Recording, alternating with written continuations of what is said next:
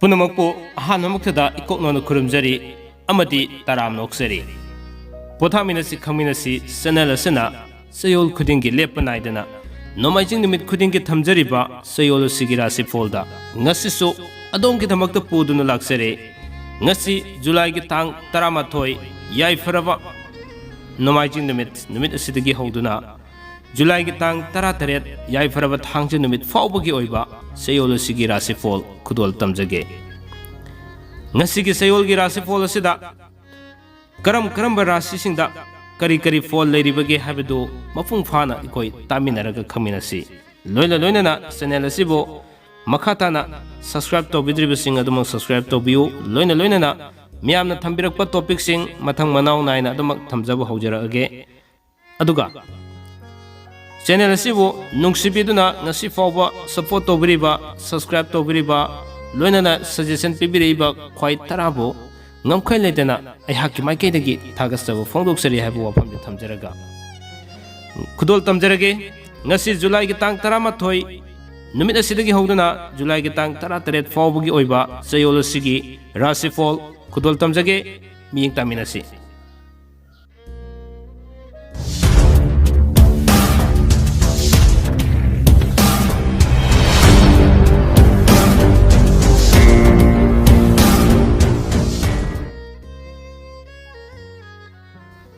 ngasi सयोल की राशिफॉल दा महौसागुमना मेष राशिफॉल दगी मथंग मनाव नायना थमजरब मतुंगदा अरोइबदा मिन राशिफॉल खुदोल तमजगे अदुगा राशिफॉल खुदिमक्ता महौसा तौगुमना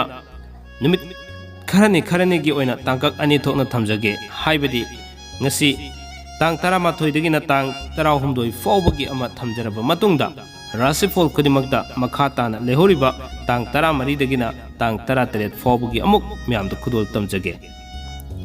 फरे अदुदी अहानबसी मेष राशि लौखजरगे मेष राशि फॉलगी ओइना तांग 13 दगी तांग 13 फावबगी मनुंगदा अनौब पाव तागनी वखल नुंगाइगनी लमद चटप कायदे पंदुना लेरक सेल फंगनी अनौब मरुप फंगनी अचौबना चांबिगनी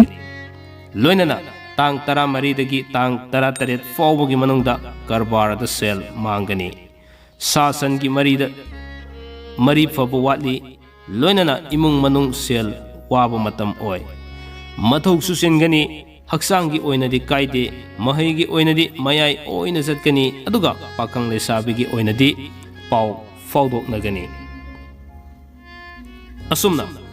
मथंगदा लौखसगे ब्रेसिक राशिफॉल की ओइना तांग 13 दगी तांग 13 फावबगी मनुंगदा लेरिबा फॉल असि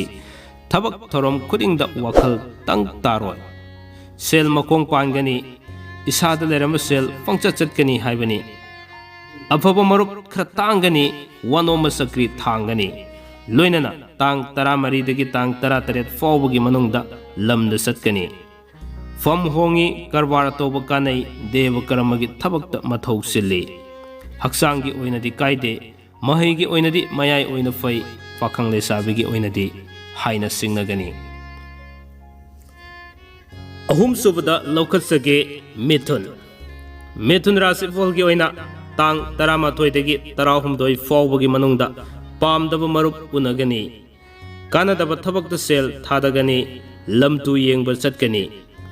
वखल मथा सागनी येकनब यामगनी लोइनना तांग 13 दगी 13 फावबगी मनुंगदा वनो ममाई पाकनी फम होंगनी इमुंग मनुंग वखल तिनब वातकनी करबार तौब सौखतकनी हक्सांगी ओइनदी कायदे महैगी ओइनदी अकाइब थोइना लेते अदुगा पाखंग लेसाबिगी ओइनदी मुक्नगनी मरी सुबद लौखसगे कर्कट राशिफॉल की ओइनसु तांग 13 दगी 13 फावबगी मनुंगसे हाना थमजगे हारिबा मतम असि फावबगी मनुंगदा लमद चटपा फम होंगबा सेल मखोंग पानबा मतम ओइगदौरे मथौसु यामना चिनगनी कानाब वातकनी इमुंग मनुंग सेमजिन साजिनबा ngamgani लोइनना तांग 13 दगी 13 फावबगी मनुंगदा लीला ड्रामादा थवाई यावबा मतम ओइगदौरे लैकाइगी थबक थोरमदा मतम मांगनी सा येनगी करबारदा सेल फंगनी हक्सांगी ओइनदी पुक नुंगाइरोय महैगी ओइनदी अकाइब थोइना लेते अदुगा पाखंग लेसाबिगी ओइनदी मुक्नगनी ꯃꯊꯪꯗ ꯂꯧꯈꯠꯆꯒꯦ ꯁꯤꯡꯍ ꯁꯤꯡꯍ ꯔꯥꯁꯤꯐꯣꯜꯒꯤ ꯑꯣꯏꯅ ꯇꯥꯡ 13ꯗꯒꯤ 16 ꯐꯥꯎꯕꯒꯤ ꯃꯅꯨꯡꯗ ꯄꯟꯗꯨꯅ ꯂꯩꯔꯝꯕ ꯁꯦꯜ ꯐꯪꯒꯅꯤ ꯊꯕꯛꯀꯤ ꯅꯨꯡꯉꯥꯏꯕ ꯄꯥꯎ ꯇꯥꯒꯅꯤ ꯑꯆꯨꯝꯕ ꯊꯕꯛ ꯇꯧꯒꯅꯤ ꯃꯌꯥꯝꯒꯤ ꯊꯕꯛꯇ ꯃꯇꯝ ꯃꯥꯡꯒꯅꯤ ꯇꯥꯡ 13ꯗꯒꯤ 18 ꯐꯥꯎꯕꯒꯤ ꯃꯅꯨꯡꯗ ꯂꯝꯗ ꯆꯠꯄ ꯀꯥꯏꯗꯦ ꯀꯔꯕꯥꯔꯗ ꯁꯦꯜ ꯈꯔ ꯇꯣꯡꯕ ꯂꯩꯒꯅꯤ ꯁꯥꯟꯅ ꯈꯣꯠꯅꯕꯒꯤ ꯊꯕꯛꯇ ꯃꯤꯡꯆꯠ ꯐꯪꯒꯅꯤ ꯄꯨꯡ ꯏꯁꯩ ꯇꯧꯕ ꯀꯥꯟꯅꯒꯅꯤ ꯍꯛꯆꯥꯡꯒꯤ ꯑꯣꯏꯅꯗꯤ ꯄꯥꯝꯕꯣꯝ ꯈꯔ ꯅꯥꯒꯅꯤ ꯑꯗꯨꯒ ꯃꯍꯩꯒꯤ ꯑꯣꯏꯅꯗꯤ ꯑꯗꯨꯃꯛ ꯃꯈꯥ ꯇꯥꯅ ꯐꯒꯅꯤ ꯄꯥꯈꯪ ꯂꯩꯁꯥꯕꯤꯒꯤ ꯑꯣꯏꯅꯗꯤ ꯊꯥꯖꯗꯅ ꯊꯨꯡꯅꯒꯅꯤ ꯃꯊꯪꯗ ꯂꯧꯈꯠꯆꯒꯦ ꯀꯟꯌꯥ ꯀꯟꯌꯥ ꯔꯥꯁꯤꯐꯣꯜꯒꯤ ꯑꯣꯏꯅ ꯇꯥꯡ 13ꯗꯒꯤ 16 ꯐꯥꯎꯕꯒꯤ ꯃꯅꯨꯡꯗ ꯑꯅꯧꯕ ꯅꯨꯡꯉꯥꯏꯕ ꯄꯥꯎ ꯇꯥꯒꯅꯤ ꯂꯝꯗ ꯆꯠꯄ ꯀꯥꯏꯗꯦ ꯁꯨꯕ ꯅꯣꯝꯕ ꯀꯔꯕꯥꯔ ꯇꯧꯕ ꯆꯥꯎꯈꯠꯂꯤ ꯁꯥꯟꯅ ꯈꯣꯠꯅꯕꯒꯤ ꯊꯕꯛꯇ ꯃꯤꯡꯆꯠ ꯐꯪꯏ ꯃꯤꯅ ꯆꯥꯟꯕꯤꯒꯅꯤ ꯅꯨꯡꯁꯤꯕꯤꯒꯅꯤ ꯂꯣꯏꯅꯅ ꯇꯥꯡ 13ꯗꯒꯤ 18 ꯐꯥꯎꯕꯒꯤ ꯃꯅꯨꯡꯗ ꯄꯟꯗꯨꯅ ꯂꯩꯔꯛꯄ ꯁꯦꯜ ꯐꯪꯒꯅꯤ ꯐꯝ ꯍꯣꯡꯏ इमुंग मनुंग सेमगत सागत ngमगनी हक्सांगी ओइनदि ख्वांग खरा नुंगाइरोय महैगी ओइनदि सक्री खरा थांगनी पाकंग लेसाबिगी ओइनदि मुक्नगनी असुमना हौजिक फावबा मेष राशि फोल दगिना कन्या राशि फोल फावबा मथंग मनाव नायना खुदोल तमजरबा मथंगदा लौखसगे तुल्ला राशि फोल की ओइना तांग 13 दगी 16 फावबगी मनुंगदा वखल मथा सागनी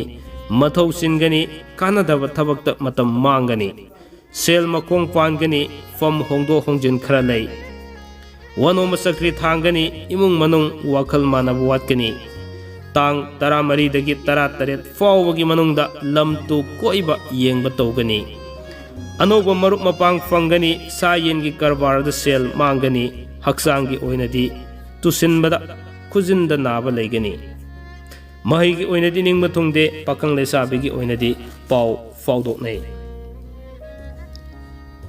मथंगदा वृश्चिक राशि फोलगी ओइना तांग 13 दगी 16 फावबगी मनुंगदा मथौ यामना सिनगनी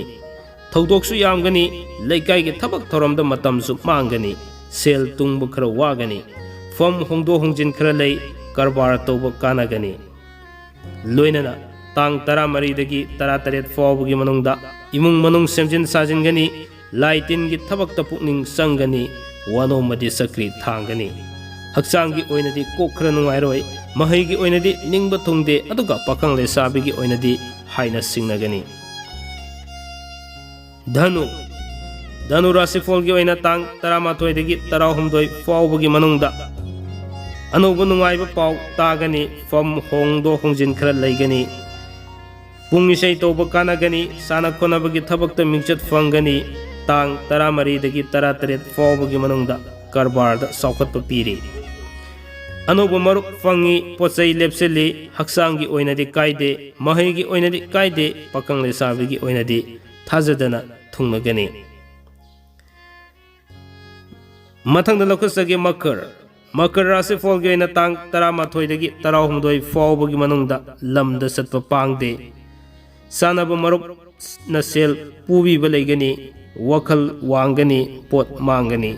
निंगबा थुंगदे लोइनना तांग 13 दगी 18 फावबगी मनुंगदा फम खरा होंगनी करबारदा सेल मांगनी इमुंग मनुंग वखल तिनबा वाली हक्सांगी ओइनदी कोक नुंगाइरोय महैगी ओइनदी अतन फावगनी पाकंग लेसाबिगी ओइनदी मुक्नगनी कुंभ राशि की ओइना तांग 13 दगी 16 फावबगी मनुंगदा लमदा चटकनी साना कोनाबगी थबकता मिंचत फंगी फी तुबा येकपगी थबकता सेल खरा फंगनी पुंग इसै तौबा कानागनी मरुप यामगनी तांग 13 दगी 18 फावबगी मनुंगदा वनोंबा सक्री थांगी फम होंदो होंजिन खरा लैगनी निंगबा थुंगलोय अदुगा सेल मखोंग पानगनी हक्सांगी ओइनदी या नुंगाइरोय महैगी ओइनदी कायदे अदुगा पाकंग लेसाबिगी ओइनदी महौसागुमना नितिगी वरी साब फंगजरगनी ngasiगी thamjariba sayolgi rasi fol asigi aroibada khudol hek tamjage minna rasi folgi oina tang 13 dagi 16 fawbagi manungda anau ba paw tagani wakhal yamgani अनौब पोसई लेप्सिनगनी मीगी उपाय तौगनी लैकाई थबक थोरम यावगनी मरुप्ति अफब वाटकनी अदुगा तांग 13 दगी 13 फावबगी मनुंगदा फम होंदो होंजिन खरा लेगनी लमदा चटप कायदे मीना चांबीगनी वनो ममाई पाकनी